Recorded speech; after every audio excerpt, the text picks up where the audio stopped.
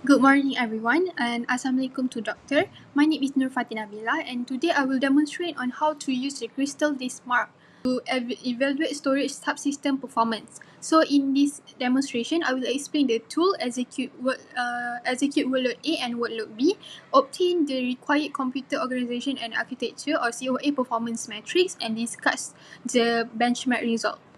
So this is the interface when you open the apps. Okay, for the tree is specify the number of benchmark runs, and for 1 GB, this is the task file size. I selected 1, and this is the target storage drive.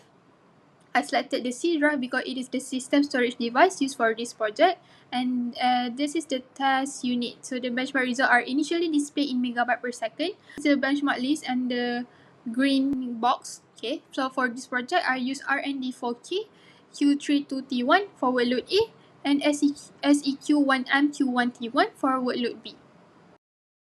So for workload A, evaluates random 4 KB read and write performance with a queue depth of 32 at 1 processing thread. So we will wait when we click, okay, we will wait for the benchmark to complete.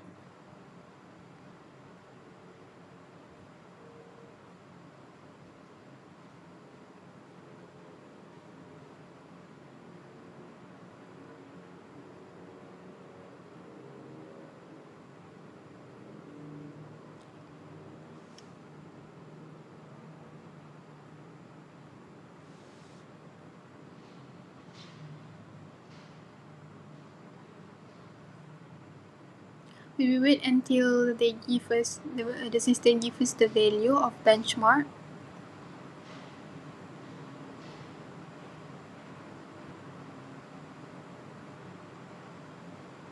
Okay, this is the random read speed 296.88, and for this is the random write speed. So now, and the random write speed is 127.82 megabyte per second.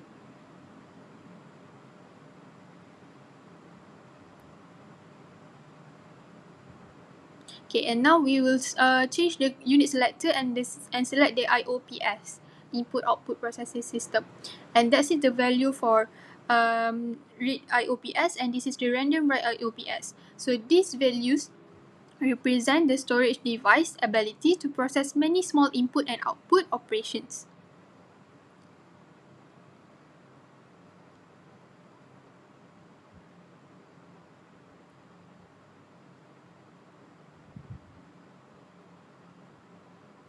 So now we will change back to megabyte per second. So workload B evaluates sequential storage performance using SEQ1M Q1T1. So although the project guideline specify the SEQ64K, so CrystalDiskMark version gives us the SEQ1M Q1T1. Okay, we'll wait just like workload A, wait until the benchmark finish and give us the value of read and write.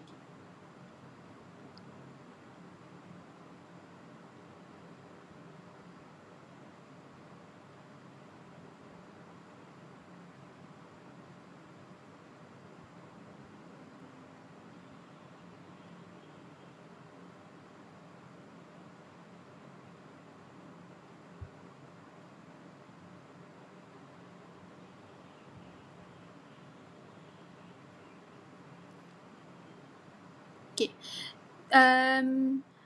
This is the sequential real speed 1002.16.37 and the sequential write speed which is 241.24.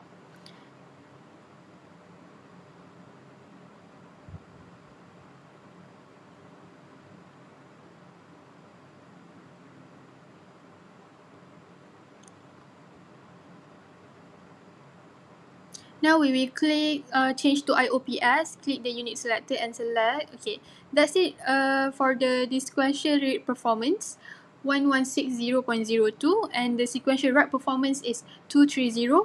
CrystalDiskMark 0.06. So that's it on demo on how to obtain the required COA performance metrics for workload A and B. So the benchmark result obtained for workload A and workload B were compared to evaluate the storage subsystem. So the comparison shows that workload B achieved significantly higher read and write speed compared to workload A. So the sequential read speed reached 1 to 16.37, while the random read speed was only 296.88. So similarly, the sequential write speed increased from 1 to 7.82 in workload A to 241.24 in workload B. The difference occur because sequential access transfers continuous blocks of data, allowing the storage controller to read and write data more efficiently with minimal overhead. In contrast, random workloads require the storage controller to process many small data requests at different memory locations, resulting in lower throughput.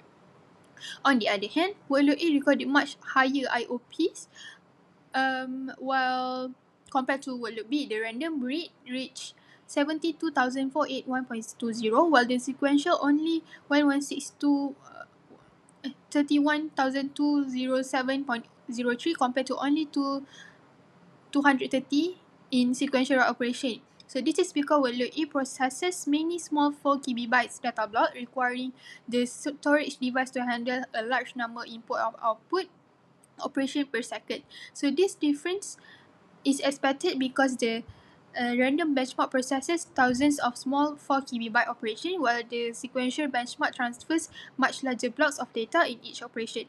Therefore, sequential workloads require fewer operations to transfer the same amount of data. In conclusion, CrystalDiskMark successfully evaluated the storage subsystem performance using both random and sequential workloads. So the benchmark result demonstrate important COA performance metrics, including throughput measured in megabyte per second and input-output operation per second, or IOPS, which can be used to evaluate storage performance. So that's it for my presentation. Thank you.